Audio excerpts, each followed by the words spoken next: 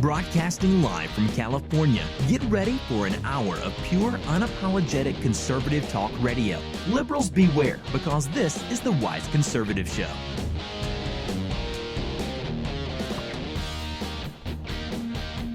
Good afternoon and welcome to another episode of the Wise Conservative Show. I'm your host, Connor Wise, and we're back after a week break. And a lot has happened in these past couple weeks, but especially these past couple days. We saw that just today, James Comey gave his a little talk to Senate for that hearing, and there's basically 5 highlights that you can pull out of that. Because Comey obviously is a big part of this investigation. He was around Trump for a lot of things, and, well, he was involved in the actual FBI investigation. So what Comey says definitely has a lot of weight. So we can see basically 5 highlights from what he did say. Of course, there's the claims that Donald Trump said that Comey said that he wasn't under investigation. Well, Comey did address this. He said that he assured then President-elect Donald Trump in a briefing at Trump Tower that he was not the focus of the FBI's Russia investigation. And he described what he did in the immediate aftermath. Quote, I felt compelled to document my first conversation with the president-elect in a memo. To ensure accuracy, I began to type it on a laptop in an FBI vehicle outside Trump Tower the moment I walked out of the meeting. Now, of course, he's basically saying that he did tell Donald Trump that he wasn't directly under investigation, and this is a claim that has been disputed by liberals because there wasn't actually proof of it. And this basically just reassured what Donald Trump has been saying and what the right has been saying. He wasn't actually in direct investigation for this probe. But then let's go down to the loyalty oath. That this is something that's really just coming out. The fact that Donald Trump asked for a loyalty oath from the FBI, former FBI director.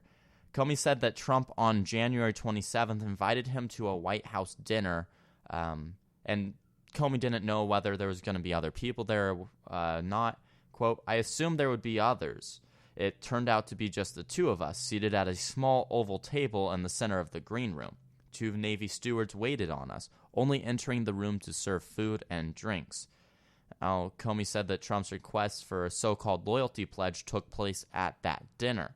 Quote, a few moments later, the president said, I need loyalty. I expect loyalty. I didn't move, speak, or change my facial expression in any way during the awkward silence that followed. We simply looked at each other in silence.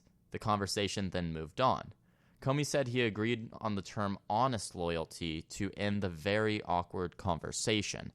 So this is something that's really just coming out. The fact that Donald Trump did, in fact, ask for a loyalty pledge. And that is a little strange. I'm sure Donald Trump didn't mean it in any way that if he's going to break the law, that he has the loyalty of the FBI director, because that's what liberals are trying to make out of this. That's not what he meant. We all know that Donald Trump isn't the best with his words, so he might have just said the wrong thing. It is a little strange, though. I'll give him that. And then, of course, the Flynn appeal, where he told Comey to drop the probe into Flynn. So Comey said on February 24th, an Oval Office meeting is where Trump asked him to back off in that investigation. Quote, when the door by the grandfather clock closed and we were alone, the president began by saying, I want to talk about Mike Flynn. Comey said he thought Trump wanted him to stop investigating Flynn, not drop the entire Russia probe. Now, there's a few key words in this actual statement here. Comey said that he thought Trump wanted him to stop investigating Flynn. Donald Trump never actually specifically told him to stop investigating Flynn, or else he would have said that. But he said that he thought Donald Trump wanted him to stop. Of course, Donald Trump is going to want him to stop investigating a senior advisor in his cabinet. Of course. But the fact that he didn't actually ask him, there's no proof of him actually asking Flynn's investigation to be stopped. And even if he did ask it to be stopped, it's because he already knew that Flynn was resigning. He already knew that there was no point in it anymore. This is being made a much bigger deal than it actually is. We can clearly see that Donald Trump wasn't trying to obstruct justice here, as many people are trying to claim, and that actually connects to the next story that I'll talk about in a little bit. But the people are trying to say that this was all obstruction of justice. But let's get to the last two highlights before I get into this very deep. The Russia cloud. Now, Comey said that Trump finished a March 30th phone call with him by stressing the Russia investigation cloud was interfering with his ability to make deals for the country, and said he hoped he could find a way to lift the cloud. Comey said Trump also hoped he could get out, that he wasn't being investigated. And this actually connects with the next highlight, so I won't talk about it yet. The last call that they actually had. The former FBI director also detailed his fifth and final discussion with Trump, an April 11th call, in which Trump asked what he had done about his request to get out, that he is not personally under investigation. Comey said Trump added cryptically, quote, "because I have been very loyal to you, very loyal. We had that thing, you know." Comey said he didn't reply, and that was the last time he spoke with President Trump. Now, these last two are basically just Donald Trump trying to get the news out that he wasn't under investigation. And I completely get that. We see in the news people constantly saying that Donald Trump is the center of this investigation, that Donald Trump is directly under investigation by the FBI. But that's not true. That's not what's actually happening, and that's been confirmed by Comey already. And so Donald Trump wanted that out into the media so that they could stop hammering him on something that wasn't true. And that's not obstructing justice at that point. That's just wanting the truth to be out there for the American people. But liberals try to twist this in a way, and this is to all happen today, but we're already seeing people trying to twist this in a way to make it so that Donald Trump was trying to obstruct justice. But that's not at all what was happening. He just wanted the truth out to the American people. He wanted the American people to know that he wasn't actually under investigation. Because he wasn't. And those who say that he was just don't know the facts. Those who say that he was are operating under this blanket of lies. Because Director Comey, former Director Comey, and a lot of different people have confirmed throughout the FBI and even the Senate investigation committees, all of this. They've all actually confirmed that Trump isn't the center of these investigations.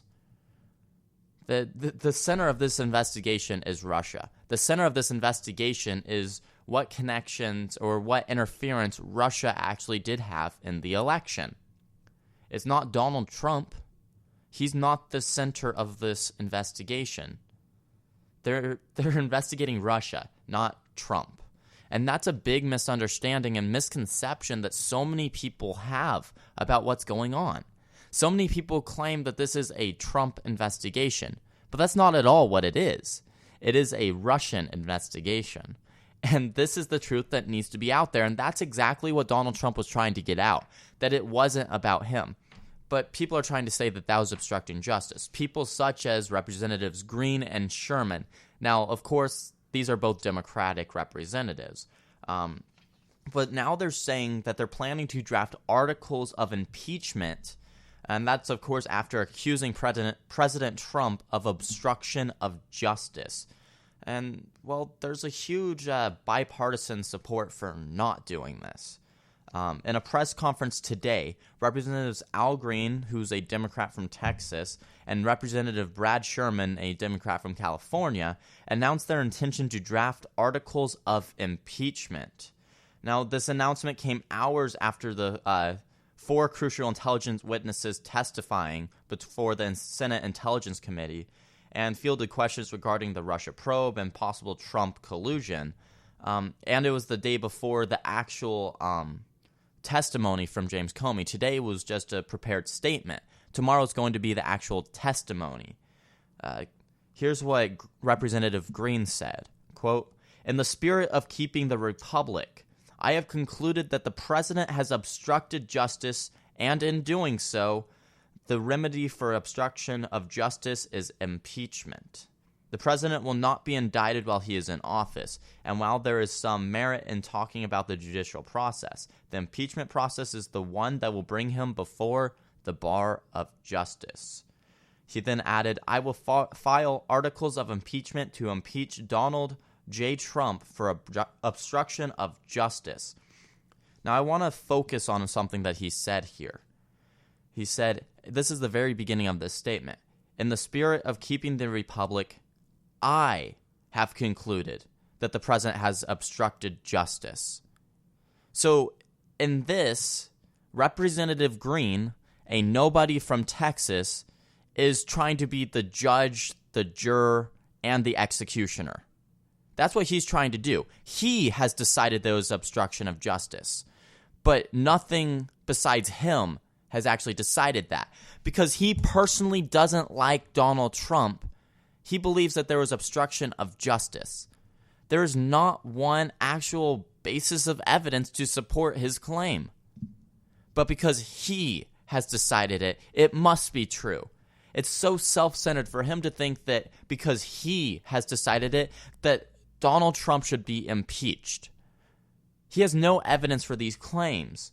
And Sherman, he's someone who is actually just now coming on board with this. We've heard about a month ago, Green was the one that gave the speech on the House floor calling for President Trump's impeachment. I played that audio for you guys a few episodes back. He's been calling for this since about a month ago, right after the firing of James Comey. But now he's actually getting one ally. So, yeah, there's two of them now. Sherman, Representative Sherman, he really only became vocal on this matter today, and he told reporters, quote, I'm not going to be deterred. If this were on the floor today, it would not pass. He continued saying, this is going to be a long process. Green said that firing former FBI Director James Comey was obstruction of justice. Quote, this will continue to be obstruction of justice regardless of testimony given by Mr. James Comey. This will remain obstruction of justice regardless of the findings of any investigation. Now let's look at this again. This will continue to be obstruction of justice regardless of the testimony. So even if James Comey goes out there tomorrow and he says that Donald Trump wasn't under investigation directly, which he's already said today, but if he even goes out there tomorrow and says it again, then it's still obstruction of justice according to Representative Green, because he thinks that Donald Trump should have been under investigation. No matter what James Comey says, this will be obstruction of justice. Even if James Comey himself said that he doesn't believe there was any obstruction of justice, it'll still be it according to Representative Green, because he's the almighty Lord who decides when it's obstruction of justice. That's how he thinks. Now, Green, of course, did first call for this impeachment last month, like I said. And he called for that process time after time on the House floor for the process of impeachment. Now, there's definitely a small group of congressional Democrats who are joining in on Green's efforts. House Vice Democratic Caucus Chairwoman Linda Sanchez, who's a Democrat from California, suggested today that it was too early to begin impeachment. Quote, the sentiment is that folks are waiting to have the process completed. A majority of the caucus is of the opinion that we should let the investigation continue to its logical conclusion. Last month, the House Intelligence Committee ranking member, Representative Adam Schiff, a Democrat from California again, said no one should, quote, rush to embrace the most extraordinary remedy for removing a president. We've seen time after time Democrats and Republicans, both sides, this is bipartisan here, saying that impeachment is too far, saying that we shouldn't rush to impeachment. And that's exactly what shouldn't happen. Rushing to impeachment is a horrible idea. And that's where we're seeing 2, maybe 3 people supporting this idea within Congress. Out of every single representative, there's 2 people being vocal for this. That's got to tell them something. That's got to tell them that the American people and that the representatives don't support this notion, that they don't support the claim that this actually was obstruction of justice. And that's for one simple fact, folks. There's no evidence of that claim. There's no evidence that Donald Trump actually tried to obstruct justice and actually did. But according to these 2 representatives, just because they think so, it's enough. It's enough to remove Donald Trump from office. These are the kind of Democrats that don't actually think. And there's a lot of them that do actually wait. And we're seeing that. There's two sides here. But those who aren't even waiting to get facts before trying to impeach Donald Trump, they were going to do this no matter what he did, no matter what happened. They already knew in their minds the second, on January 20th, that Donald Trump actually was inaugurated, that they were going to try to impeach him. They don't care what he's going to do. They're going to try. These are the kind of people that don't even give him a chance. They would rather see our nation fail than see a Trump presidency succeed. These people want to drag down our nation just because they couldn't win the White House. These are the worst kind of people, folks, because they want an entire nation to fail for their petty differences. These people just don't know when to stop. Oh, we can clearly see that this isn't going to pass anytime soon, and it probably will never pass, because these are radicals within the Democratic group. These are radicals within the House of Representatives, because they're calling for impeachment when no impeachment is necessary. I'm going to take a quick commercial break. Don't go anywhere. This is the Wise Conservative Show. Hi everybody, Connor Wise here with an exclusive clip from the Wise Conservative Show. Don't go anywhere. I'll be right back. And every time that these universities take up this new social change that they're trying to promote, every time they take that up, they are taking away from that education instead. Because now they're focusing on these social changes instead of learning like they should be. Ever wanted to learn the history of the Israeli-Palestinian conflict in less than 10 minutes? Are you looking for the truth about the so-called gender wage gap? Well, my friends, I'll let you in on a little secret. Prager University is a source that I use all the time when preparing for my show, the Jason Veely Program. Dennis Prager and his team have put together a remarkable organization that seeks to explain and spread Americanism through the power of the internet. Their short yet extremely informative videos reach more than 100 million people per year, and they want to reach you as well. Go on YouTube and type in Prager University, or go to prageru.com for all of their latest content. That's Prager, the letter U.com. prageru.com.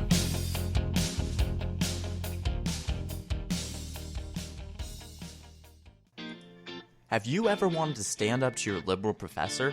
Have you ever wanted to help expand the conservative movement? Well, it sounds like you would be a perfect fit for Youth Revolt. Youth Revolt is a team of dedicated young conservatives fighting liberal indoctrination within our school system.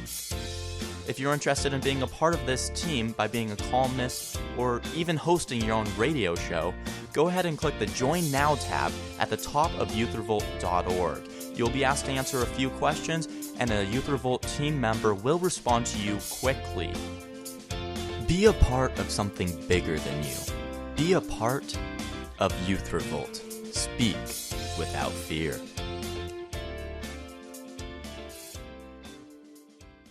My friends, I'm going to be blunt with you. There are a lot of frauds out there today. People who claim to be conservatives and yet, in one way or another, believe that more government is the solution to our problems. That's not what conservatism is about, and even more than that, that's not what our Constitution is about. I'm Jason Veely, a recent college grad who has the guts to say what needs to be said without pulling any punches. On my radio show, you can expect 100% pure conservatism every single weeknight at 7 o'clock p.m. Eastern Time. Join me as we discuss history, liberty, and conservative philosophy in a style that is just as entertaining as it is educational. Who says we can't have fun tearing down the liberal establishment? Tune in to the Jason Veely Program live every weeknight at 7 o'clock on youthrevolt.org. I'll see you out on the battlefield. Love Trump's hate! Love Trump's hate! Love Trump's hate! Love trumping hate involves a lot more assault and arson than I expected. The Wise Conservative Show, Wednesdays at 6 p.m. Pacific Standard Time, only on youth revolt.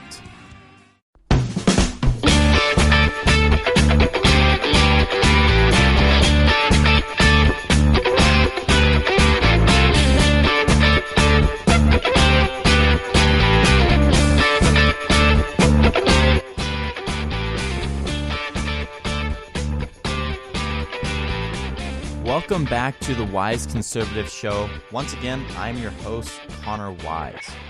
Now, let's shift gears a little bit and talk about stuff that President Trump is actually planning to do. We saw that today that President Donald Trump actually presented his vision to rebuild America's infrastructure. And so there's this new plan that is actually coming out. The White House has actually dubbed this week Infrastructure Week, and has held events to promote the administration's $1 trillion plan to revamp the nation's infrastructure. He was joined by Republican Kentucky Governor Matt Bevin and 2 lieutenant governors from Ohio. The president laid out details to pay for the infrastructure improvements with a $200 billion in tax breaks, which Donald Trump said he hopes will leverage $1 trillion worth of construction over time. Quote, "The theft of American prosperity has come to a screeching halt, and a new era of American greatness is about to begin." Trump said this to a huge crowd, by the way, of steelworkers, coal miners, farmers, and a lot of other local workers. Quote, "It is time to recapture our legacy as a nation of builders, and to create new lanes of travel, commerce, and discovery that will take us into the future." Trump began by thanking Ohio for his win, saying, "Supposed to be close, wasn't close," and that drew some laughter from the crowd. He focused on water infrastructure that is in dire and even desperate conditions, according to Donald Trump, saying that improvements to the system have been, quote, "massively underfunded."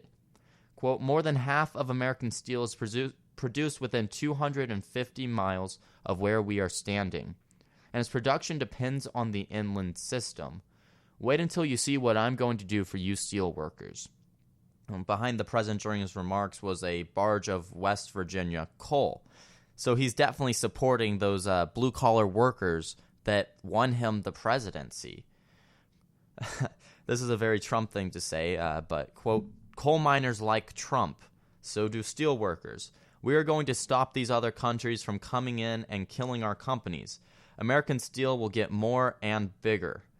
Trump also spoke on the, quote, "Obamacare catastrophe," which he said was created by congressional Democrats. Quote, "The American people are paying much more for much worse coverage. The coverage is horrendous. It's horrendous." He called the Affordable Care Act a total death spiral. "The problems will only get worse if Congress fails to act. Obamacare is dead." He added that Republicans are working hard on getting a great plan. "Now it's the Senate's turn to act. I hope they're going to act in a very positive manner. The Republican senators are trying hard. The Democrats are really in our way." Now, that's exactly true, actually. In terms of healthcare, we're seeing that Democrats are definitely trying to block everything that goes on to into actual committee or anything. They're trying to block everything from happening because they believe that if they can stall long enough, that for some reason Obamacare will start to work. That's their mindset. But this speech was actually very good. It was very presidential of him. I mean, of course, there were a few off actual notes parts, going off the actual script, like when he said coal miners like Trump. But all in all, it was a very great speech. It was very presidential, and it really supported the people that got him the presidency. Because these are the people that really had been hurt by the Obama presidency. Obama's war on coal, his war on just blue-collar workers. And so these people felt disenfranchised by Democrats, so they voted for Donald Trump. And Donald Trump is actually doing something to help them rise out of that poverty that the Obama administration put them into. And this infrastructure plan is a great way to do that. It's going to actually help our nation. We all know that we have a crumbling infrastructure in this nation. It hasn't been worked on in forever. And so this will be a plan that hopefully will work. When I get the actual details of it, when he actually releases real details, I'll present that to you guys. But so far, I'm optimistic about what's going to come out of this. I'm very optimistic about the future of our nation under a Trump presidency, because he is supporting the people who voted for him. He is even reaching across the aisles on some issues so that he can bring America together. Because let's be honest, folks, our nation has never been this polarized. And so Donald Trump is trying to depolarize this nation. He's talking to blue-collar workers who a lot of times used to vote Democrat, but now they're voting for Republican because they felt so disenfranchised. It's a great way to actually bring this nation together, and it would be working if there wasn't just so many people in Congress and in the media trying to do directly the opposite. We're seeing that the left is trying to do the opposite of depolarization. They're trying to polarize our nation more. They're trying to make that divide between the right and the left just even further. And that's not going to help anyone. That's not going to help this nation whatsoever. What it's going to do is actually hurt our nation, hurt these blue-collar workers. It's going to hurt the middle class because they're going to try and propose policies that aren't going to work. It's just going to be just like Obamacare, it's going to be a death spiral. And that's what the left wants in our nation. That's what they're urging the American people to vote for. But it's not working, folks. They try to claim that they have all this momentum, that everyone hates Donald Trump. And we can clearly see that that's just a big lie. Because even in Montana, if you don't know, there was a special election a few weeks back. And in the special election, the Republican candidate actually body slammed a reporter the day before the election. But the support for Republicans in this nation is so strong that even after doing that, he won by a landslide. And Montana isn't necessarily a red state. It's more of a purple state. So this is showing that Donald Trump and Republicans still do have that momentum. We still have that momentum to actually get our policies put into place, to actually save this nation. And Democrats would love to tell everyone that that's not true. And they have been saying that. But it's just blatant lies. It's just not true whatsoever. And we're actually seeing... we see this new issue that has just come out, actually, and it's showing even more of a bias within the media. Now, if you don't know, there was actually a leak from the NSA a few days ago. The leaker Reality Winner, yes, that's her name, she was an interesting person. So not long after these top-secret documents from the NSA made their way onto the internet news site, The Intercept, just on Monday, the Justice Department arrested NSA contractor Reality Winner. The 25-year-old Air Force veteran worked on a military base in Georgia, but online she had a long history of being heavily anti-Trump, an apparent social justice warrior, and a supporter of Iran over the U.S. during their evening broadcasts.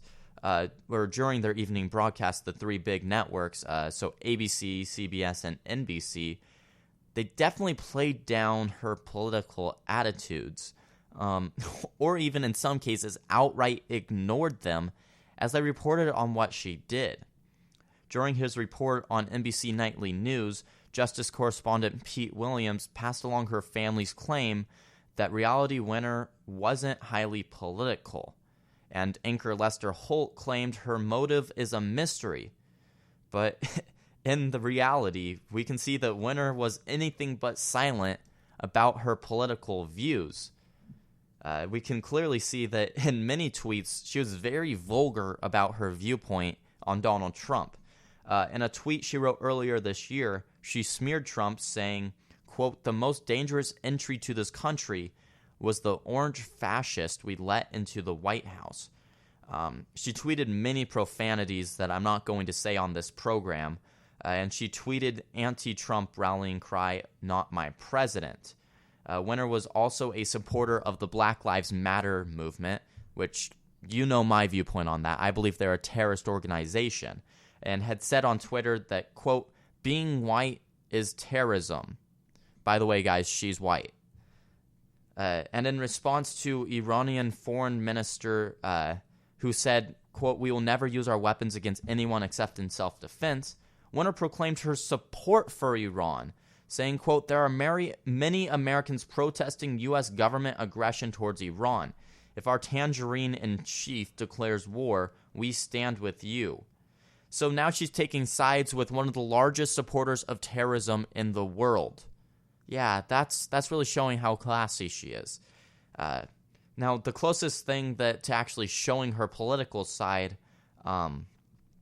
was when Williams came to say that Winter's left-wing ideology was slightly mentioned, saying, quote, "On Twitter, she's no fan of Donald Trump," once calling him an orange fascist.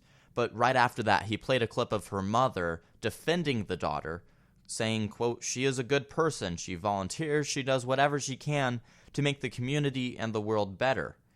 On CBS Evening News, Chief White House correspondent Major Garrett merely brushed over her anti-Trump hatred. Quote, "Winter, whose social media posts sharply criticized President Trump, faces up to 10 years in prison." That's all they said about her anti-Trump movement and the profanities that she has used against our president. Garrett followed that up with a clip of Winter's stepfather saying, quote, "She's dedicated, to trying to make the world a better place." CBS framed the story as Trump cracking down on government leaks. Quote, "Well, President Trump promised to crack down, and now a government contractor has been charged with leaking about Russian interference with the U.S. election."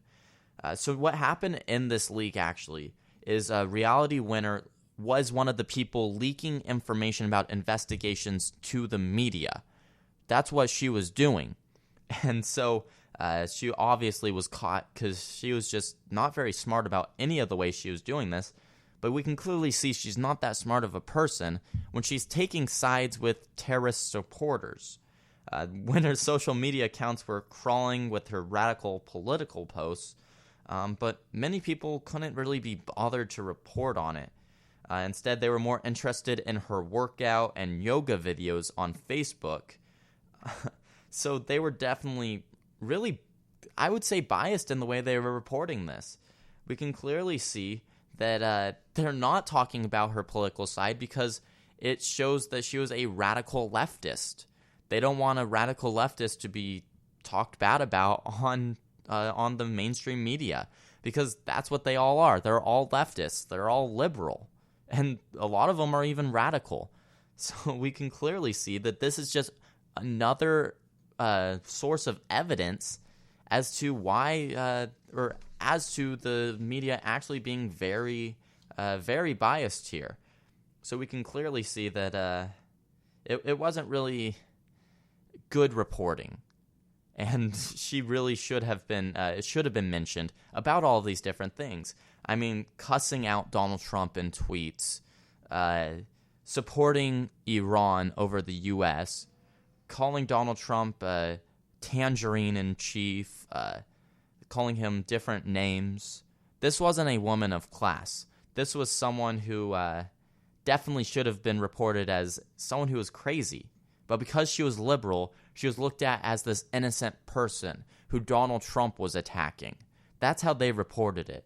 But folks, that's not how it should have been. That's not how all of this should have gone down. All right, I'm going to take one last quick commercial break. Don't go anywhere. This is The Wise Conservative Show.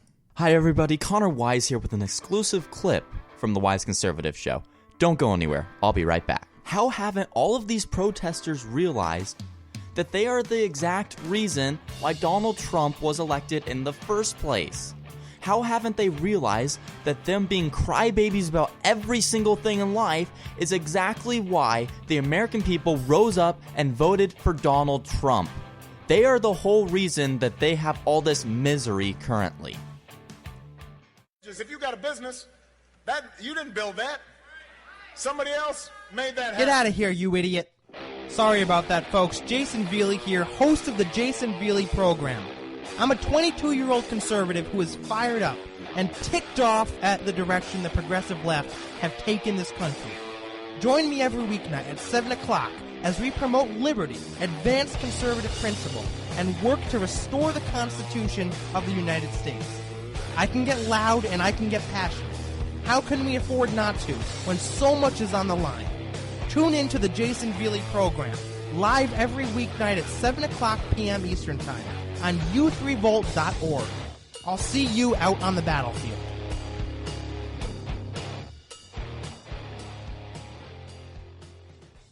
Hi everybody, Connor Wise here with an exclusive clip from the Wise Conservative Show. Don't go anywhere, I'll be right back. And every time that these universities take up this new social change that they're trying to promote, every time they take that up, they are taking away from that education instead. Because now they're focusing on these social changes instead of learning like they should be. Calling all young conservatives. Have you ever wanted to write for an online publication? What about host your own conservative radio program? Now you can, thanks to youthrevolt.org. Youth Revolt is a conservative media network for young people, the goal of which is to educate our fellow Americans, and also to expose the left-wing indoctrination that goes on in classrooms across the country.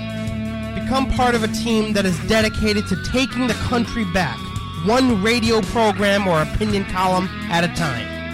If you're interested, go to youthrevolt.org and click on Join Us on the top of the page. Fill out our brief questionnaire, and one of our representatives will be in touch with you in no time at all. The time to reclaim our future is now. Be a part of something that's bigger than yourself, and join the movement today. Youth Revolt. Speak without fear.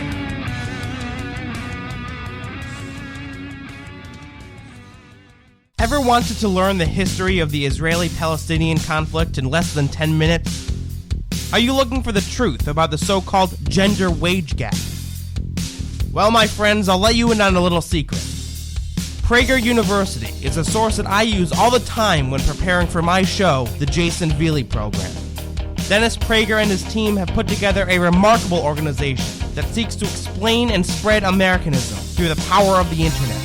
Their short yet extremely informative videos reach more than 100 million people per year, and they want to reach you as well. Go on YouTube and type in Prager University, or go to prageru.com for all of their latest content. That's Prager, the letter U.com. prageru.com.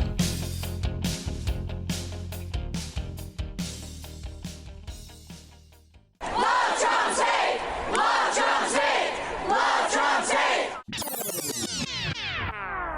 Love trumping hate involves a lot more assault and arson than I expected. The Wise Conservative Show, Wednesdays at 6 p.m. Pacific Standard Time, only on Youth Revolt.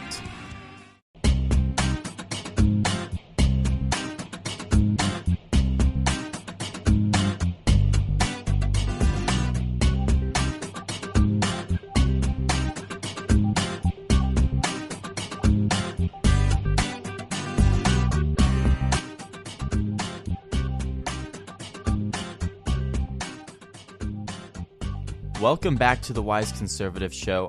Once again, I'm your host, Connor Wise.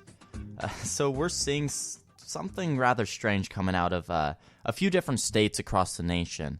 Of course, these are liberal states, but we're seeing a bunch of states actually urging single-payer health care to happen within their actual states. Now, of course, Obamacare is now broken. GOP does have an effort to replace it, but it's rather uncertain. California and a handful of other liberal states are proposing to adopt a European-style single-payer healthcare system where residents pay the state and the state provides health care, regardless of income, occupation, or health status. Quote, if you look at the financing of a single-payer system, what you'll find is it saves money if it's done right. Now, that's from supporter Jamie Court of Consumer Watchdog. Quote, that's why every other country in the world pays 2/3 less. It gets rid of the insurance companies. Lawmakers in New York, New Jersey, Rhode Island, and Massachusetts proposed single-payer bills this year. And just last week, a bill passed the California Senate that would make every resident, so legal or not, eligible for coverage. No premium, no copayment, no deductible. Quote, the idea, the lure of that simplicity, of the government running everything is going to be there.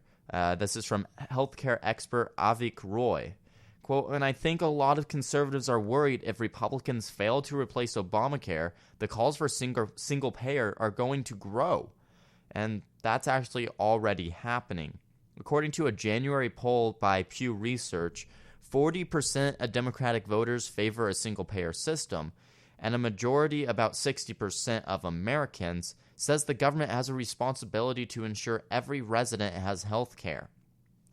In Congress, 112 out of the 193 House Democrats have co-sponsored a single-payer bill paid for by higher taxes on the wealthy.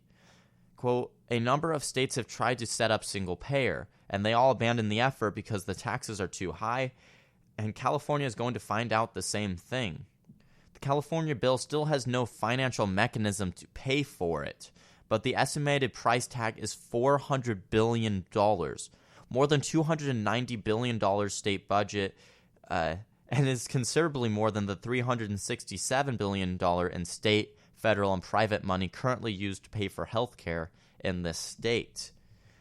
Court continued, quote, so this is really a laboratory vote, no question.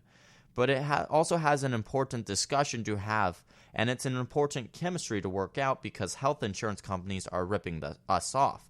They're denying us coverage. They're denying our claims. And the drug companies are doing the same.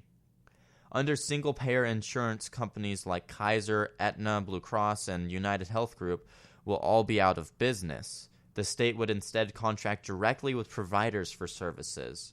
While cutting out the middleman may sound good, critics say that to control costs, the government simply denies care, meaning consumers will not get all the drugs or care they need or want, and doctors and hospitals will have no choice but to accept whatever reimbursement rate the government mandates.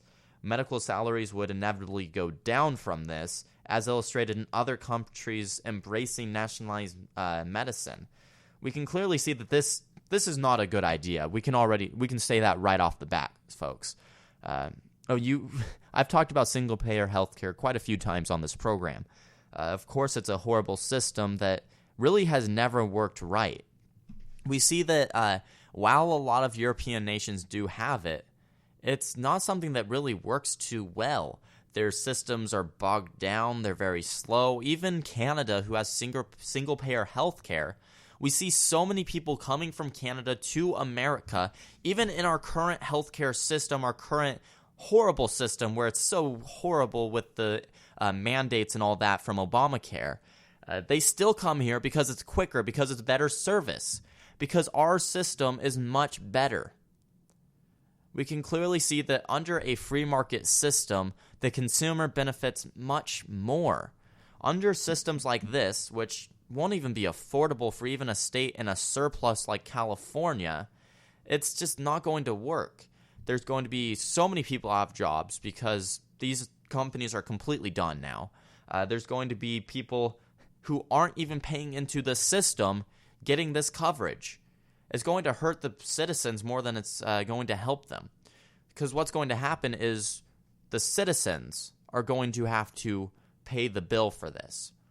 We are going to have to pay the bill for some illegal immigrant that crossed the border the other day. That's what's going to happen.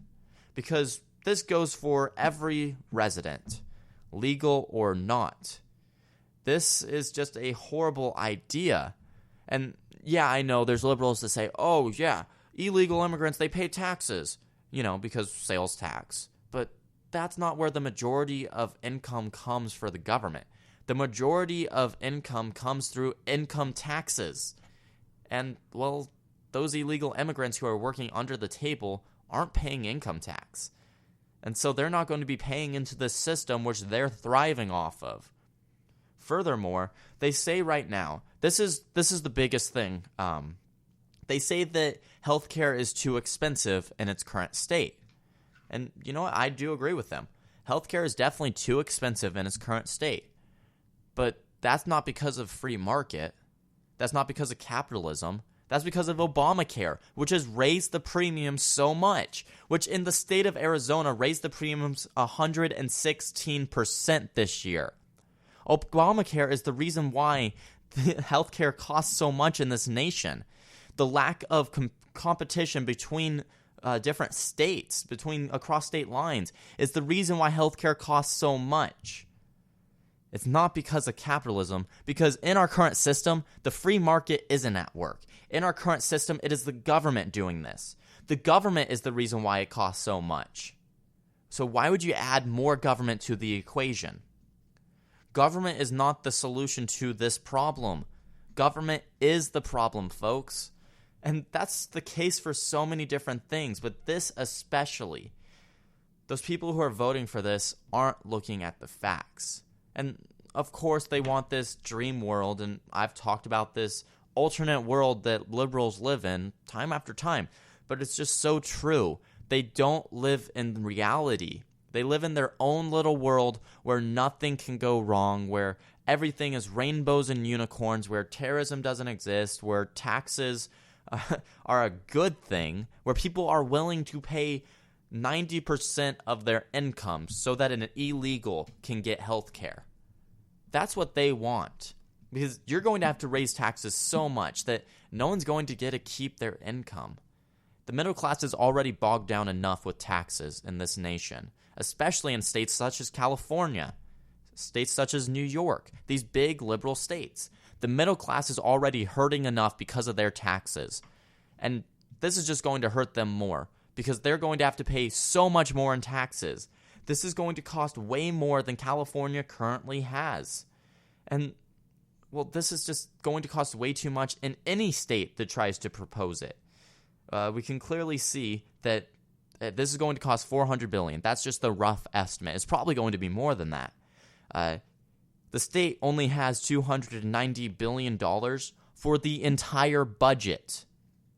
This is almost double the entire budget for the state. But they think that it'll work.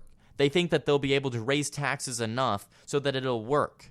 And in their dream world, they'll say that they're going to raise taxes only on the 1%.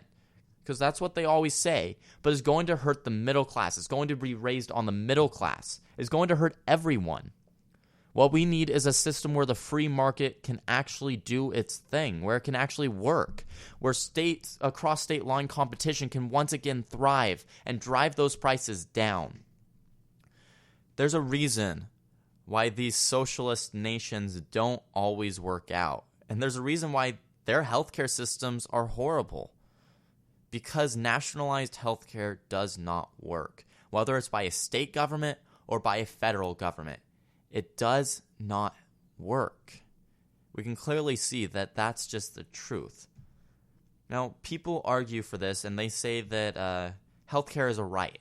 That's one that Bernie Sanders and all of his constituents that love him always say, that healthcare is a right. But, I've looked through the Constitution a few times, through the Bill of Rights, through all of the amendments. I've never seen anything saying that healthcare is a right. I've looked through all of these different things, but for some reason I can't find the amendment that says that healthcare is a right.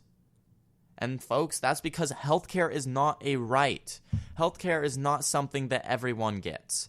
That's just the plain cold truth. Healthcare is a privilege. It's a good. And it's this good that you buy with your own money.